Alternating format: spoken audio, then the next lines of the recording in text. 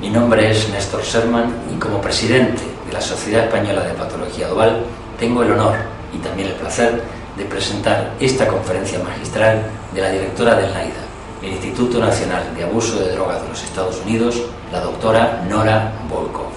Su liderazgo científico ha dejado establecido de forma ya definitiva la consideración de la conducta adictiva como una enfermedad cerebral y también la valoración de la patología dual, una conducta adictiva y otro trastorno mental, como una entidad clínica, una nueva situación clínica en la cual subyacen factores y sustratos cerebrales comunes.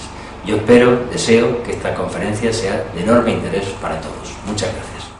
Buenos días, yo soy Nora Volkow.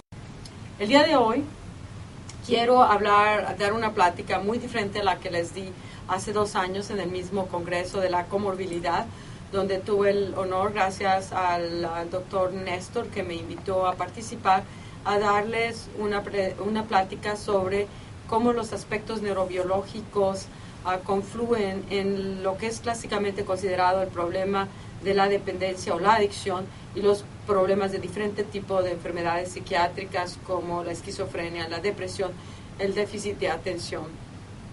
El día de hoy lo que voy a hacer es hacer un recuento de cómo es que la investigación sobre los problemas de las adicciones nos ha permitido entender sobre el daño en el cerebro humano y cómo los efectos en ciertos circuitos tienen importancia directamente a una gran variedad de enfermedades psiquiátricas. Empezaremos con la primera diapositiva, en la cual habla sobre lo básico que sabemos sobre por qué las drogas de abuso producen dependencia o adicción. Y se sabe actualmente que lo hacen por su habilidad de aumentar el contenido de dopamina en el núcleo accumbens, que es uno de los centros más importantes sobre el placer. Sin embargo, lo que ahora sabemos es que el placer no es algo tan sencillo como habíamos iniciado en un momento, como algo hedónico, sino que tiene más que ver con aquella sensación que motiva las conductas. Entonces el aumento de la dopamina, al asociarse con algo positivo, como puede ser una respuesta hedónica, pero también con algo negativo, como puede ser una respuesta muy aversiva, va a tener un efecto en la motivación. En un caso, el acercamiento a aquella cosa placentera y en el otro, el alejamiento a esa conducta que va a ser aversiva. Este mecanismo dopaminérgico es crucial para la sobrevivencia y es el aumento de la dopamina, por ejemplo, es el mecanismo a través del cual la naturaleza nos motiva a ejecutar conductas que son importantes para la sobrevivencia. De allí que no sea aleatorio el que todas las sensaciones placenteras son indispensables para la sobrevivencia de la especie.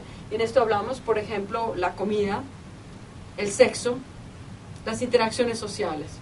Sin ellas, nuestra especie como individuos y como sociedad no existiría. Y aquí lo vemos, por ejemplo, con unos trabajos de microdiálisis, donde se pone una cánula en el núcleo accumbens para medir los cambios de la dopamina cuando un animal en el cual no ha tenido comida por varias horas se le presenta la comida. La comida aumenta la concentración de la dopamina en el núcleo accumbens y la magnitud del cambio en dopamina puede predecir cuánto ese animal está dispuesto a trabajar para conseguir esos alimentos. Lo que es interesantísimo es que las drogas hacen exactamente lo mismo, aumentan la concentración de la dopamina. Y este aumento de la concentración de la dopamina claramente está generando la motivación, y al mismo tiempo que genera la motivación, tiene el efecto mismo de placer asociado con la droga. Entonces tenemos 2 acciones que las drogas están haciendo. Están aumentando la dopamina y produciendo una gran sensación de placer, porque lo hacen de una manera que básicamente copia la forma como nuestro cerebro responde a estímulos que son placenteros. Y es una manera de producir un aumento muy rápido, muy abrupto de la concentración de la dopamina, que está asociado con una sensación de placer, y al mismo tiempo ese cambio de dopamina tan alto motiva el querer tomar más droga. Es interesante que estos cambios sobre lo que hacen las drogas se producen tanto en gentes que son adictas como en aquellas que no son adictas. Lo cual lleva a la pregunta, entonces, ¿por qué? ¿Cuáles son las diferencias en el cerebro de una persona que está adicta desde el punto de vista de estas respuestas dopaminérgicas? Y es lo que vamos a discutir en todo lo siguiente de la presentación, y lo vamos a relacionar cómo este sistema en el cual ahorita lo estoy claramente identificando con su importancia sobre el efecto de las drogas, tiene también un papel importantísimo en otras enfermedades mentales, como es la depresión, en donde hay una disminución dopaminérgica en este mismo circuito, y esta disminución dopaminérgica en el circuito motivacional de placer está asociado con lo que llamamos la anedonia en el paciente deprimido. Por otro lado, la hiperestimulación dopaminérgica en esta proyección en la corteza frontal es importantísimo en muchos de los trastornos cognitivos que vemos en los pacientes con la esquizofrenia.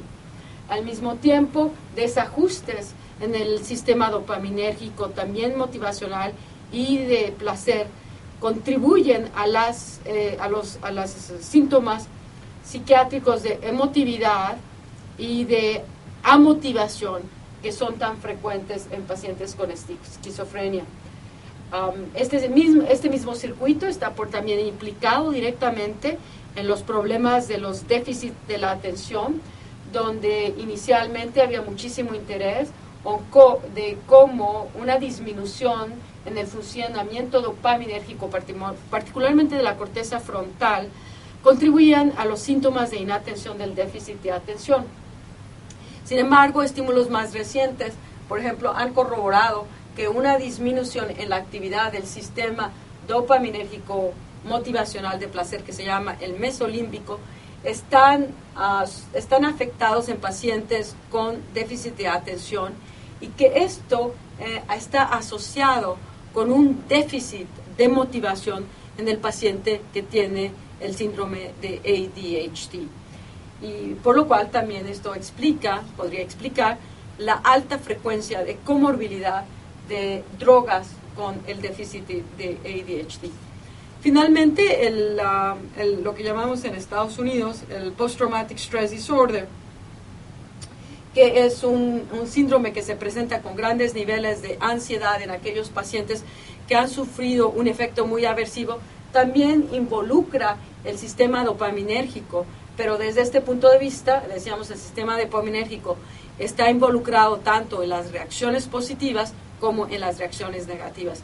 Y en el Post-Traumatic Stress Disorder, la participación del sistema dopaminérgico es en la modulación de conductas que tienen que ver con una respuesta de una emoción o un estado muy aversivo. Actualmente, usando imagenologías, podemos empezar directamente a evaluar este sistema dopaminérgico en el cerebro humano y evaluar cómo está afectado en pacientes que sufren de enfermedades mentales, como es el caso de la adicción. Aquí ilustramos la manera como esto se hace.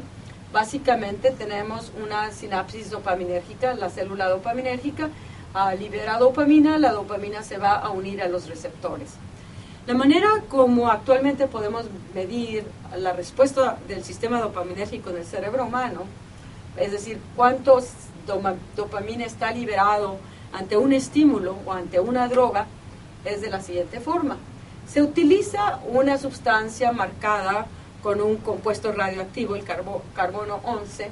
En este caso, la sustancia radioactiva el compuesto se llama raclopride, y este compuesto solo se une a los receptores dopaminérgicos que están vacíos, es decir, aquellos en los cuales la dopamina no está unida al receptor.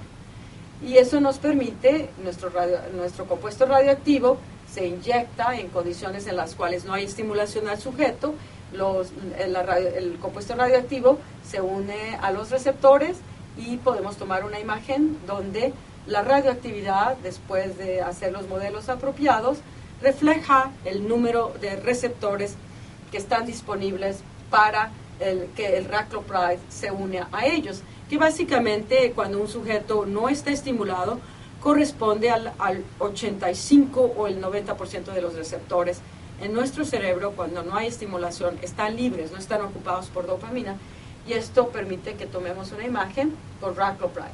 Podemos traer al sujeto de nuevo, se le da en este caso una droga, el metilfenidato o el Ritalin, que es un compuesto que curiosamente tiene los mismos efectos que la cocaína, en tanto que inhibe a los bloqueadores, a los transportadores de la dopamina, es un bloqueador de los transportadores de la dopamina.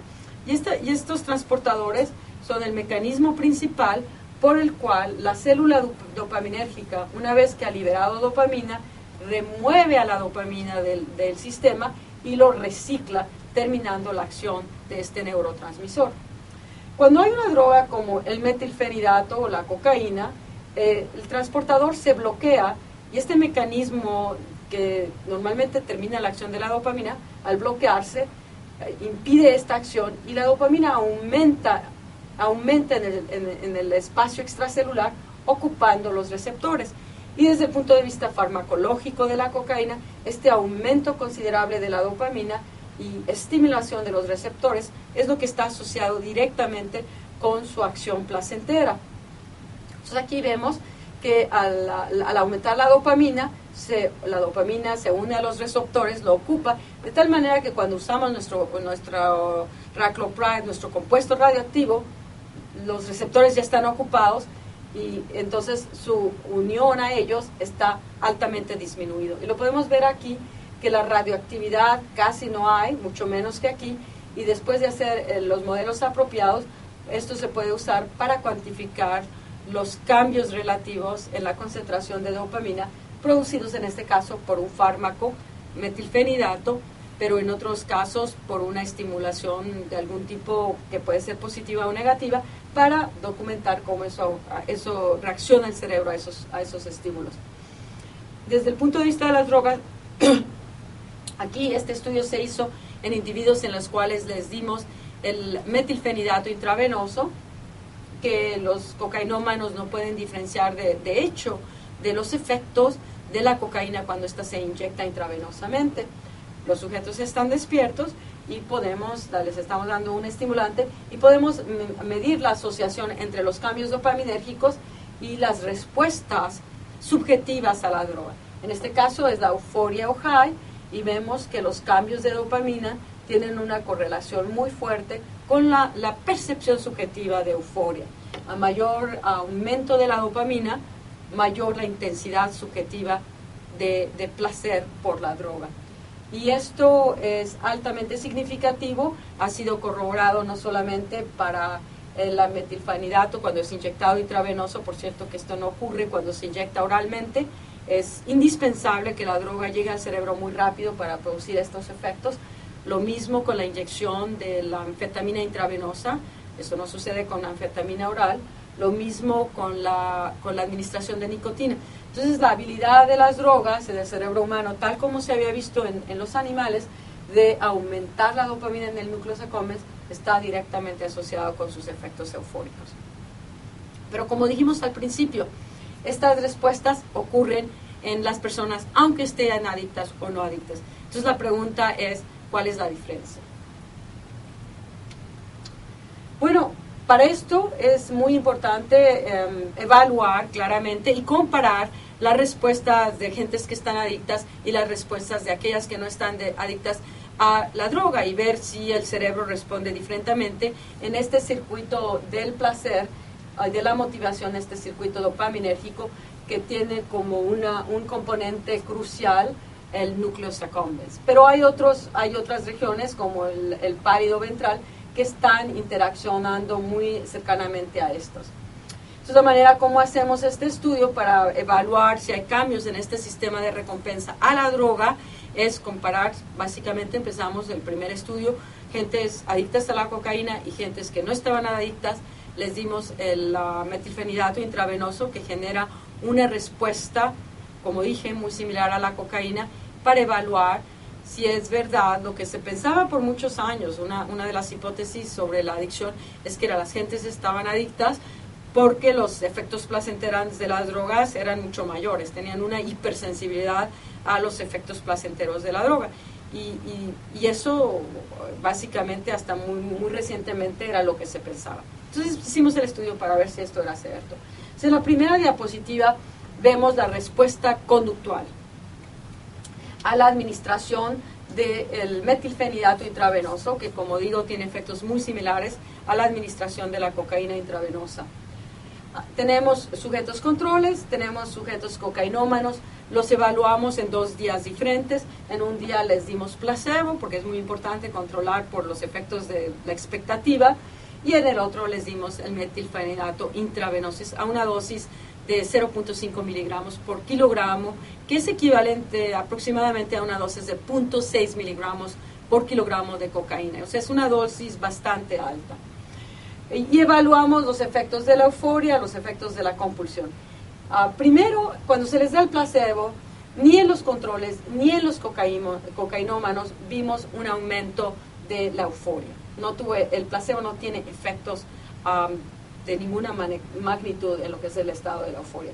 Sin embargo, lo que es muy interesante es que pues, el metilfenidato intravenoso tiene una respuesta muy poderosa, y en estos sujetos vemos un aumento significativo de la euforia, tanto en los controles como en los cocainómanos. Pero lo que nos llamó muchísimo la atención, porque no nos lo esperábamos, de hecho nos esperábamos que los cocainómanos iban a tener una respuesta acentuada, como se había hipotetizado por muchos años, es que los cocainómanos tenían una respuesta significativamente menor que la de los controles, exactamente opuesto a lo que se había hipotetizado por muchos años. Al mismo tiempo, el otro hallazgo que fue muy interesante fue que la administración del metilfenidato intravenoso en los controles no produjo ningún deseo de más droga, pero en cambio en los cocainómanos el medicamento no lo debo llamar en esta forma como medicamento porque se está dando intravenoso, que nunca se usa así como medicamento. Esta es la manera como se abusa. Cuando se inyecta intravenosamente produce un gran deseo por la droga y por la cocaína. Es decir, que tiene un aumento en la subjetividad de la motivación por tomar más droga. Entonces tenemos una diferencia conductual cuantitativa mucho más acentuada, es decir, en los normales que en los cocainómanos, o alternativamente se podría decir altamente disminuida en los cocainómanos, y una diferencia cualitativa, en tanto que en los controles no hubo respuesta y en los cocainómanos la droga produce una motivación por seguir consumiéndola. Desde este punto de vista, básicamente conductual. Ahora, ¿qué pasa si hacemos la pregunta, qué sucede en el sistema dopaminérgico de estos individuos? Y aquí lo tenemos, el sujeto normal, cuando se le dio el placebo, vemos al raclopride unido en los receptores dopaminérgicos, porque básicamente es el placebo. Cuando les damos el metilfenidato intravenoso, vemos la disminución dramática de la sustancia radioactiva, dado que la dopamina está ocupando los receptores, como habíamos hipotetizado. En cambio, los cocainómanos, vean este sujeto particular, este es el placebo, este es cuando se le da el metilfenidato intravenoso, y en este sujeto en particular no hay ningún cambio.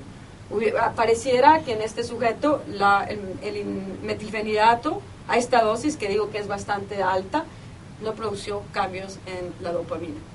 Y cuando vemos a todos los sujetos de este estudio en particular, que eran 20 controles y 20 cocainómanos, este es el cambio en nuestro marcador de radioactividad, es del 21% del binding específico, y en los cocainómanos la respuesta es menos de la mitad que en los controles. Es decir, que la respuesta del sistema dopaminérgico mesolímbico a la droga está altamente disminuida.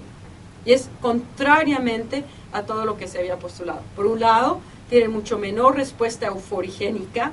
Por el otro lado, en paralelo, porque estas dos están asociadas claramente, la respuesta dopaminérgica está altamente atenuada.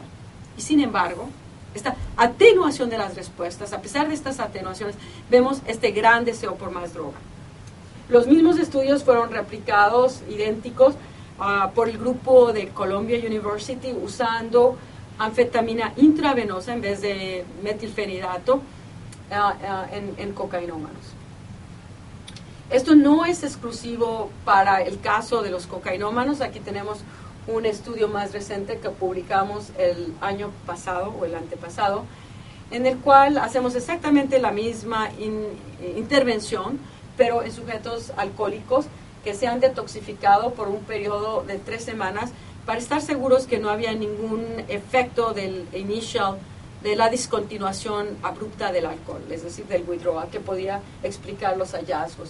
Estos estudios fueron hechos en 20 controles y en 20 alcohólicos detoxificados por 3 semanas. Aquí vemos las imágenes con raclopride, y lo que están viendo ahora son imágenes donde no es solo un sujeto, sino donde hemos promediado la imagen de los 20 sujetos controles y 20 sujetos alcohólicos. Este es el placebo y son las imágenes con metilfenidato intravenoso. Los controles, todos ellos, 20, aquí cuando se les da el metilfenidato intravenoso y vemos la disminución como habíamos esperado y como vimos en los controles pasados de la unión de la sustancia radioactiva con los receptores, porque la dopamina se va para arriba. Veamos lo que sucede con los alcohólicos. Estos son un promedio de 20 sujetos, no es como en los cocainómanos donde les mostré imágenes de un solo sujeto, y vemos básicamente, visualmente, no se ve ninguna respuesta. Aparentemente la inyección intravenosa del metilfenidato en estos sujetos visualmente no parece tener un mayor efecto. Cuando cuantificamos la respuesta y dividimos en este momento el estriado en 2 partes, la parte dorsal, representado por el putamen, y la parte del estriado ventral, donde se encuentra el núcleo accumbens, lo que encontramos es fascinante. Tal cual habíamos reportado en los cocainómanos, la respuesta de las personas adictas, en este caso los alcohólicos, está marcadamente disminuida en comparación con los controles, 50%. Y cuando vamos al núcleo accumbens, estamos viendo que esta respuesta está 70% disminuida. O sea que hay un déficit severo dopaminérgico, particularmente en el sistema ventroestriatal. Ahora, una de las preguntas claramente es, ¿cuál es la importancia? Una de las importancias de tener un sistema dopaminérgico tan hipofuncional es que este es el mecanismo por el cual la naturaleza y nuestros circuitos cerebrales nos motivan a las acciones. Esto podría explicar por qué es tan difícil motivar a la persona adicta a diferente tipo de conductas diferentes, a menos de que estén relacionadas con la adquisición o los rituales o el consumo de las drogas. Pero otras actividades, la motivación está muy disminuida. Este es uno de los grandes challenges que tenemos como terapeutas, porque los tenemos que involucrar. Interesantísimamente, los resultados que ustedes están viendo aquí, tanto en los cocainómanos como en los alcohólicos, resultados similares. Nuestro grupo reportó este año en Journal of American Medical Association en pacientes con déficit de la atención. En estos individuos que nosotros monitoreamos en un grupo para estar seguros de que no habían tomado ninguna droga, evaluamos efectivamente el mismo tipo de desorden que estamos viendo en los pacientes adictos a las drogas, una disminución muy marcada de la respuesta dopaminérgico cuando se les da exactamente el mismo estímulo, que es el metilfenidato intravenoso. Entonces, que este déficit que estamos encontrando en la drogadicción no es único a la drogadicción, sino que aparentemente aparece en otros casos psiquiátricos. Y como dije al principio de la plática, es muy probablemente que este sea uno de los factores por los cuales los individuos que tienen el déficit de la atención tienen mucho más riesgo al uso de las drogas. Es también muy probable porque los pacientes drogadictos tienen mucho más frecuencia de problemas de atención que aquellos que no toman drogas. ¿Qué es lo que inicia? O sea, ¿cómo es que estas relaciones están ocurriendo? O sea, porque la persona que nace con un déficit de este tipo toma drogas para compensarlo, o sería alternativo que una persona que al tomar las drogas, eso produce estos cambios que después hacen a la persona más vulnerable a los síntomas de inatención. Realmente, ¿dónde está la direccionalidad de de esta convergencia de problemas neurobiológicos es poco claro en estos momentos, pero es posible que esté de los dos lados, que haya casos que genéticamente tienen este problema y otros casos en los cuales el uso de las drogas repetidas produce este síndrome y esto a su mismo está asociado con sistemas amotivacionales y con problemas de atención. Ahora, las drogas desgraciadamente no solo afectan un sistema, y esto tiene que ver porque el sistema dopaminérgico tiene varias proyecciones. Una de ellas es el mesolímbico, que va directamente al núcleo accumbens, el mesoestriatal, que va al estriado, y el mesocortical, que va a la corteza. El mesolímbico va a los núcleos accumbens, pero también va a otras áreas del cerebro límbico, como incluyen la amígdala y el hipocampo. Estas dos regiones, como sabemos, son importantísimos, el hipocampo y la amígdala, para la memoria y el aprendizaje. También estas dos áreas son muy importantes para las reacciones emotivas. Y finalmente, cuando tienes áreas que se involucran tanto en las emociones como en la memoria, te empiezas a dar cuenta porque estos dos conceptos están ligados unos a otros. Es decir, cualquier evento que genera una gran emoción va a tener mucho mayor probabilidad de ser recordado y memorizado. Y de hecho, particularmente, ha habido mucho interés desde el punto de vista de investigación de los efectos de las drogas, tanto en el hipocampo como la amígdala, y ahora es claro que este sistema es crucial en el proceso de la adicción. No voy a hablar del hipocampo porque hay mucho menos datos sobre él que sobre la amígdala, pero eso no quiere decir que sea menos importante. En la amígdala, el proceso de aprendizaje de memoria que se está clásicamente asociando con este área del cerebro es lo que llamamos el acondicionamiento. El acondicionamiento que fue descrito por primera vez por Pavlov con los perros, a los cuales al exponerlos a la carne, que los hace salivar, pero al exponernos al mismo tiempo a la carne y a un estímulo auditivo, al repetir esa asociación, logra Pavlov que los animales empiecen a salivar al oír simplemente el estímulo auditivo. Actualmente, investigadores han llevado ese mismo proceso del acondicionamiento para preguntar cuál es el rol de los sistemas dopaminérgicos en estas respuestas de acondicionamiento. Y lo que se sabe actualmente es que la amígdala es crucial, y lo sabemos porque si tú destruyes la amígdala, no puedes producir acondicionamiento. Entonces, la importancia de la amígdala en el acondicionamiento tiene que ver con su proyección, con proyecciones glutamatérgicas hacia el núcleo accumbens. Esta misma región y estas mismas proyecciones aparentemente están involucradas en el proceso de post-traumatic stress disorder. En los animales, por ejemplo, actualmente se sabe que la proyección de la amígdala hacia el núcleo accumbens produce los cambios dopaminérgicos que son indispensables para la respuesta de acondicionamiento. Y lo vemos, es uno del trabajo por Phillips, en el cual usa voltametría para medir los cambios dopaminérgicos en el núcleo accumbens. Aquí tenemos dos grupos de animales, unos en morado y otros en verde. Los animales en verde son animales en los cuales se expone a las ratas repetidamente a un estímulo auditivo. En los animales en morado, expone a las ratas a un estímulo auditivo, pero al mismo tiempo que está el estímulo auditivo presentado, les da cocaína. Y después de que se ha repetido estas varias veces, los trae al laboratorio, les mide a través de voltametría los cambios dopaminérgicos en el núcleo accumbens en una circunstancia en las cuales solo somete a los animales al estímulo auditivo. Y aquí lo vemos, cambios dopaminérgicos por voltametría. Los animales en verde, aquí se empieza a someter al estímulo auditivo, básicamente no hay ningún cambio con el estímulo auditivo. En cambio, en los animales en los cuales había apareado en el pasado el estímulo auditivo con la cocaína, vemos que aquí en este momento en el que se expone al estímulo auditivo, la dopamina se va para arriba.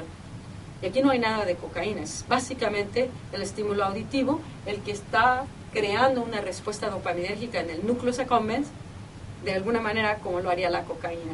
Y este aumento en la dopamina está directamente asociado, puede predecir cuánto el animal va a estar dispuesto a trabajar para conseguir la cocaína. O sea, ¿se recuerdan que les había dicho que el cambio en la dopamina en la microdiálisis predecía cuánto el animal va a estar a trabajar por la comida? Cuando se le presenta la comida, aquí vemos con el proceso de acondicionamiento que esa asociación está transferida al estímulo acondicionado.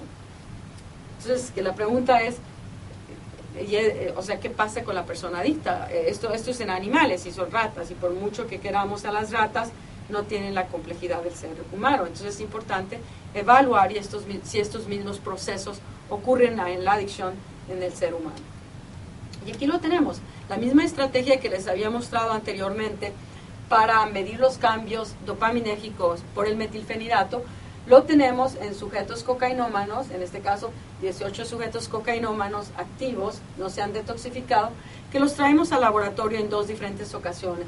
En una ocasión les mostramos un video que muestra escenas de la naturaleza y en otra ocasión les mostramos un video donde se muestra gente preparando y consumiendo cocaína. No damos ninguna droga.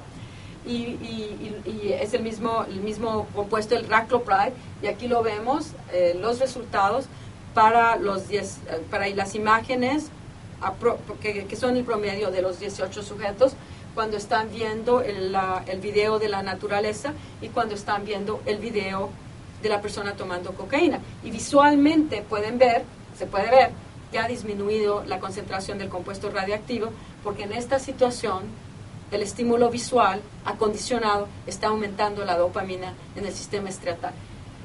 Y es paradójico, porque lo que estábamos viendo, o sea, estos efectos, aquí vemos el cambio a la dopamina, cuando no lo estamos viendo cuando se les da la droga. O sea que de alguna manera lo que vemos es que si bien la persona no está respondiendo a la droga, está respondiendo al estímulo acondicionado.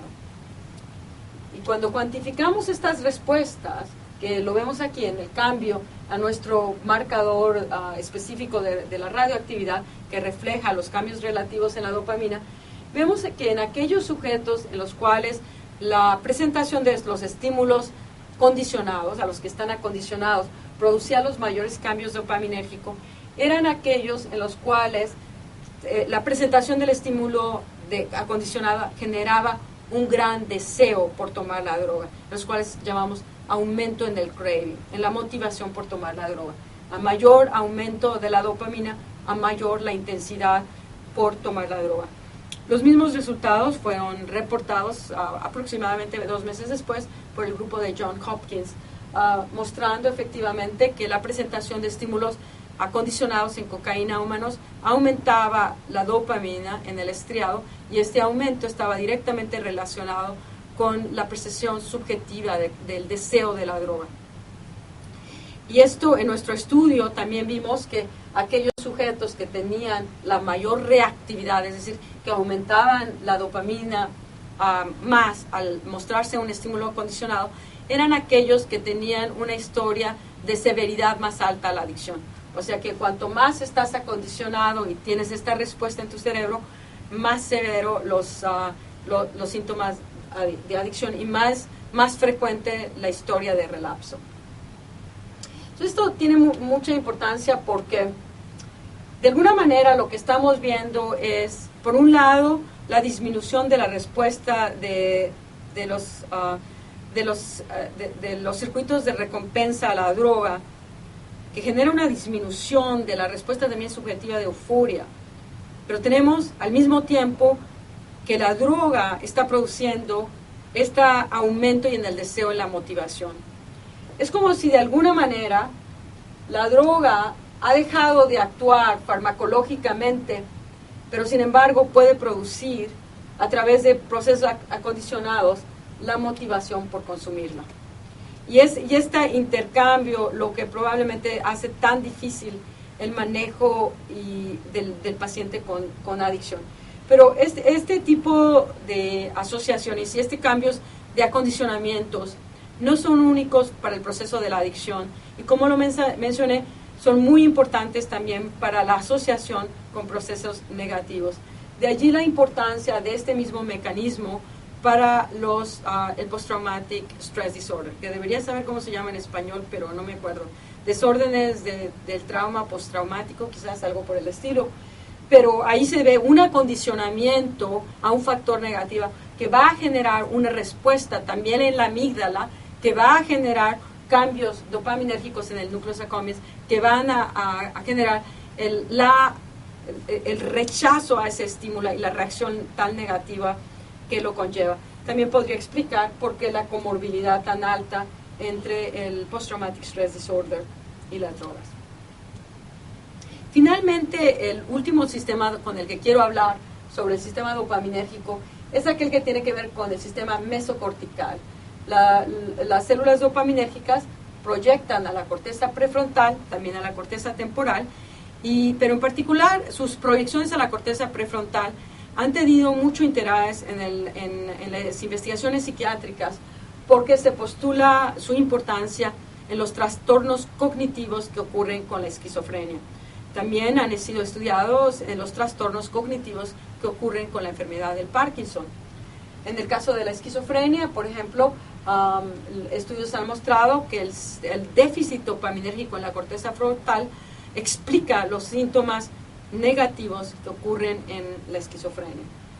Ahora, cuando una persona toma drogas, la droga se distribuye claramente donde se encuentran los receptores o donde se encuentran los transportadores y va a afectar al sistema dopaminérgico. Así es que aunque la persona lo quiera tomar nada más por activar el sistema de recompensa, el sistema dopaminérgico va a estar influenciando todas las áreas que normalmente modula. Y unas de ellas, claro, son la corteza frontal. Entonces la pregunta, ¿qué es lo que sucede cuando una persona está constantemente estimulando este sistema dopaminérgico a un nivel suprafisiológico, lo cual produce cambios neuroadaptativos, porque respuestas suprafisiológicas, el sistema biológico trata obviamente de tratarlas en un sistema homeostático, de llevarla a un nivel fisiológico. Entonces ahí donde nosotros hemos llevado muchísimo nuestro interés ha sido tratar de entender cuáles son los efectos de las drogas en este sistema de la corteza frontal, que es tan importante para los procesos que llamamos ejecutivos. El proceso ejecutivo es el que nos permite controlar nuestros deseos, nuestras emociones, nuestras acciones. La manera como lo hemos estudiado nosotros en imaginología, en nuestro laboratorio, es a través de usar una estrategia que nos permite al mismo tiempo que medimos el sistema dopaminérgico, enfocándonos a los receptores dopaminérgicos D2, medimos también el consumo de la glucosa en el cerebro, porque este es un marcador muy sensible del funcionamiento de nuestro cerebro humano. Y eso tiene que ver porque la corteza, el cerebro, todo el cerebro, utiliza la glucosa como el elemento número uno para generar energía. De allí que cuando el cerebro está muy activo, consume mucha glucosa, y cuando el cerebro no está funcionando adecuadamente, el consumo de glucosa se va para abajo. Entonces es muy sensible, ese es un marcador muy sensible de patología en el cerebro. Entonces hemos tomado ventaja de esto, y en los mismos sujetos medimos receptores dopaminérgicos, y en los mismos sujetos medimos los cambios en el consumo de glucosa. Bueno, primero, ¿qué es lo que hemos encontrado al medir los cambios en los receptores dopaminérgicos? Estos son resultados de nuestro grupo en Brookhaven, donde hemos hecho muchísimos estudios totalmente independientes, uno de ellos en diferentes poblaciones, en cocaína, y tenemos 4 grupos actualmente que hemos medido los receptores dopaminérgicos usando diferentes compuestos radioactivos que se unen a los receptores dopaminérgicos con diferente afinidad. Y en todos ellos hemos visto consistentemente, ese es un control, y ese es un cocaína, una disminución significativa de los receptores. En sujetos metanfetamínicos también una disminución de los receptores dopaminérgicos. En sujetos alcohólicos, aquí ha habido muchos estudios que se han publicado, no solo con imagenologías, pero también con estudios en postmortem, una disminución significativa de los receptores dopaminérgicos de 2. En la heroína, una disminución significativa de los receptores dopaminérgicos de 2. Recientemente 2 estudios en Europa documentaron en fumadores de cigarros disminución significativa de receptores dopaminérgicos de 2. Este hallazgo es muy interesante porque lo que implica es cuál es el involucramiento de estos receptores en el proceso adictivo. O sea, de alguna manera podría uno decir, es posible que tener receptores dopaminérgicos es la esencia de la adicción. Bueno, desgraciadamente no es tan fácil. Lo que sí podemos decir es que la consistencia de los hallazgos de disminución de receptores dopaminérgicos a través de todos estos estudios clínicos sí nos dicen que hay probablemente algo muy importante en la disminución en los receptores, que probablemente está aumentando la vulnerabilidad de estos individuos a tomar la droga. Y la otra cosa que es interesante al mismo tiempo que estos hallazgos clínicos son los hallazgos preclínicos, que también han mostrado consistentemente que en variedades de ratas que tienen diferencia con la propensidad para administrarse una droga, aquellas que tienen una alta propensidad tienden a tener mucho menores receptores dopaminérgicos. Entonces la pregunta que uno se hace es, cuando tienes hallazgos de este tipo, ¿cómo los interpretas? Y cómo puedes establecer efectivamente que esta disminución de los receptores dopaminérgicos te está aumentando la vulnerabilidad a los procesos adictivos. Pero la manera como uno lo haría claramente es si tuviéramos un mecanismo para aumentar a los receptores dopaminérgicos D2 sin bloquearlos, es decir, si pudiéramos aumentarlos, este aumento estuviera asociado con una disminución del consumo de drogas, podríamos decir mecanísticamente que efectivamente tener estos hallazgos que se han corroborado por tantos investigadores están aumentando la vulnerabilidad de la adicción. Pero no lo podemos hacer en humanos porque no tenemos esta estrategia. Pero nuestro grupo ha estudiado esto, ha tomado este mismo modelo y lo hemos aplicado a los modelos en animales para ver si en animales en los cuales los enseñamos a administrarse compulsivamente las drogas, al aumentarle los receptores dopaminérgicos D2, podemos cambiar ese patrón de administración compulsiva de drogas. Es lo que hemos hecho. Este es el primero de los estudios en los cuales investigamos esta estrategia. Este estudio se fue hecho en Sprague Dolly rats, en las cuales las enseñamos a administrarse alcohol, y cuando ya se estaban administrando alcohol a dosis altas, los inyectamos estereotácticamente con un adenovirus en el interior del cual pusimos al gene que codifica a los receptores dopaminérgicos D2. Cuando uno hace esto, aquí los inyectamos en el día 0, en el día 4 los receptores dopaminérgicos han aumentado 50%, la expresión es limitada porque usamos un adenovirus, y al día 10 están en niveles basales. Pero en el día 20 los volvemos a inyectar estereotácticamente con el virus, los receptores de nuevo aumentan. Y entonces hacemos la pregunta, en esta situación donde aumentamos los receptores, ¿qué pasa con el consumo del alcohol? Y aquí tenemos los cambios en la ingesta de alcohol, de básicamente el original, que era 0, hasta el 100%, vemos una disminución dramática del consumo de alcohol. Cuando los receptores han aumentado aproximadamente 50%, vemos que el consumo de alcohol ha disminuido casi 70%. Conforme los receptores regresan a niveles basales, el consumo de alcohol regresa a niveles basales. Volvemos a inyectar, aumentan los receptores, el consumo de alcohol disminuye significativamente. Y aquí en azul tenemos animales en los cuales desinyectamos el vector, el adenovirus, pero sin el gene que codifica al receptor D2. Y en estos animales no hay cambio en el consumo del alcohol, indicando efectivamente que el aumento de los receptores dopaminérgicos está interfiriendo con el consumo de altas cantidades de alcohol, que es básicamente lo que se llama alcoholismo. Cualquier persona puede tomar 1 o 2 vasos de alcohol, eso no tiene nada que ver con lo que llamamos adicción o dependencia. La adicción o dependencia viene cuando viene la compulsión a administrarse dosis altas de las drogas. Y los mismos exactamente hallazgos encontramos en animales que están genéticamente seleccionados por tener una predilección al alcohol. En estos animales, el aumentar los receptores dopaminérgicos, a pesar de que tienen esta genética que los predispone a tomar alcohol, tienen los mismos efectos de protección. En los mismos hallazgos encontramos en animales con la cocaína, en los cuales el aumento de los receptores dopaminérgicos disminuye el consumo de grandes concentraciones de cocaína. La pregunta es, ¿por qué? ¿Qué es lo que sabemos actualmente sobre esto?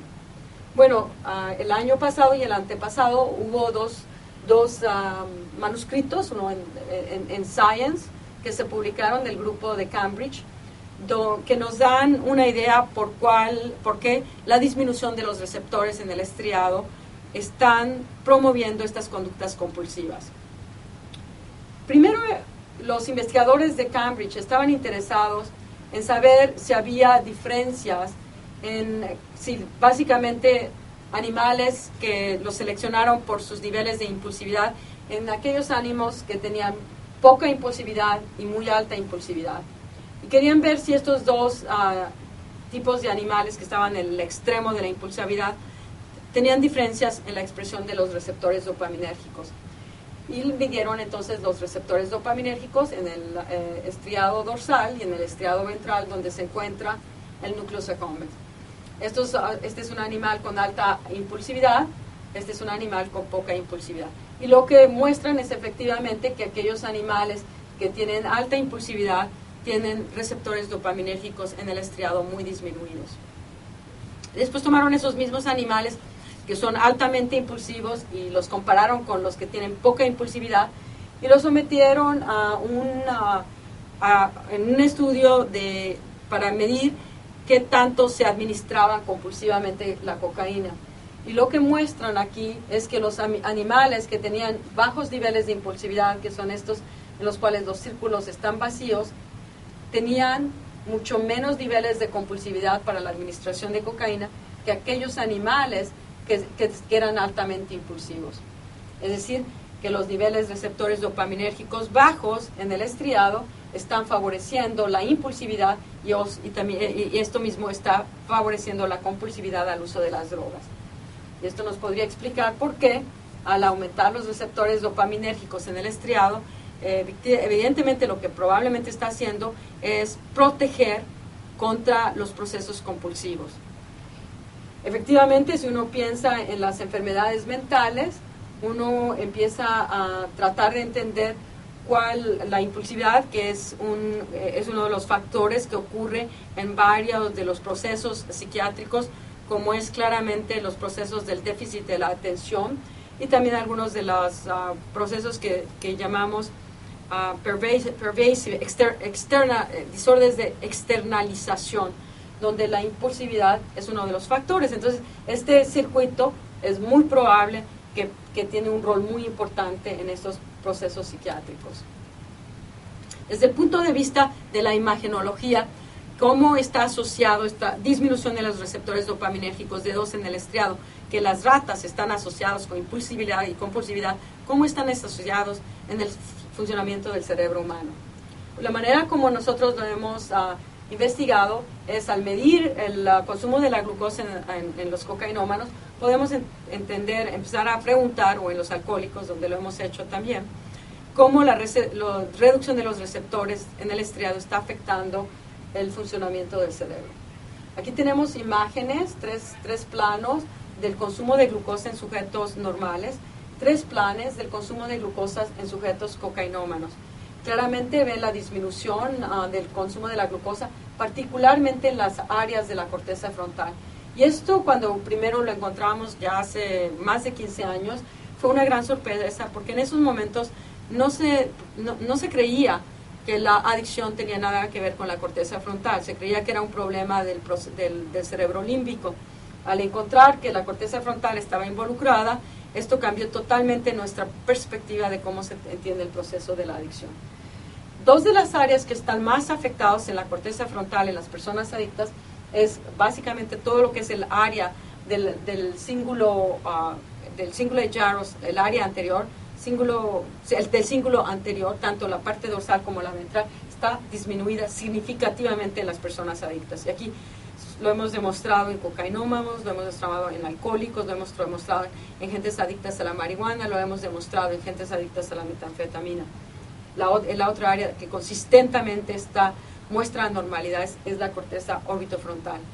Y nosotros fuimos los primeros en documentar esto con imagenología, pero desde nuestros primeros estudios hasta ahora, básicamente esto se ha replicado con muchas metodologías y claramente, actualmente es reconocida que estas dos áreas son cruciales, el desajuste de estas áreas es crucial en el proceso de la adicción. Hicimos el estudio para ver dónde la disminución de los receptores dopaminérgicos en el estriado estaba asociada con cambios en el consumo de la glucosa. Al principio no teníamos idea, entonces hicimos todas las áreas del cerebro, mapeamos todas las áreas del cerebro, tuvimos que tener correcciones porque estábamos haciendo, múltiples correlaciones, y cuando hicimos toda la corrección por probabilística, las áreas del cerebro donde claramente había una relación entre la disminución de los receptores dopaminérgicos que medimos en el estriado y el consumo del cerebro que medimos en todas partes, eran básicamente en áreas que son la proyección del sistema mesocortical. Básicamente fue donde estábamos viendo únicamente esas correlaciones significativas después de tener que controlar por toda la serie de pruebas estadísticas que hicimos. Y esas áreas, curiosamente, las correlaciones eran más fuertes en el cingulado y en la corteza orbitofrontal, y en un menor grado en la corteza dorsoprefrontal. La corteza, lo que llamamos la Brodmann Area 9 y la Brodmann Area 20. En el cingulado tiene que ver con la corteza Brodmann Area 23, la corteza 32, la corteza 24. La corteza orbitofrontal tiene que ver con la corteza Brodmann Area 25, la corteza Brodmann Area 11, la corteza Brodmann Area 47. Y lo vemos aquí. Cuanto más disminuidos están los receptores dopaminérgicos, más disminuido está el consumo de la glucosa en la corteza orbitofrontal. Lo mismo, idéntico, ocurre en el cingulado. Estos son estudios en cocainómanos que hemos replicado en 2 estudios diferentes. Estos son resultados en pacientes adictos a la metanfetamina, exactamente los mismos hallazgos reportamos en pacientes alcohólicos. Es decir, que lo que estamos viendo es que la disminución de los receptores en el estriado está asociado con disfunción de estas 2 áreas del cerebro. Ahora, ¿qué es lo que típicamente se ocurre cuando qué patología ocurre? Cuando producimos daño en el cingulado, ocurre impulsividad. Cuando producimos daño en la corteza orbitofrontal, ocurre compulsividad. Entonces, lo que es probablemente que está sucediendo es que este sistema dopaminérgico que regula la corteza frontal, y esta regulación es bidireccional, no sabemos, no hemos dilucidado el mecanismo, pero claramente, probablemente, la disminución de los receptores dopaminérgicos que se traduce en paralelo con una disfunción de estas cortezas prefrontales es el mecanismo por el cual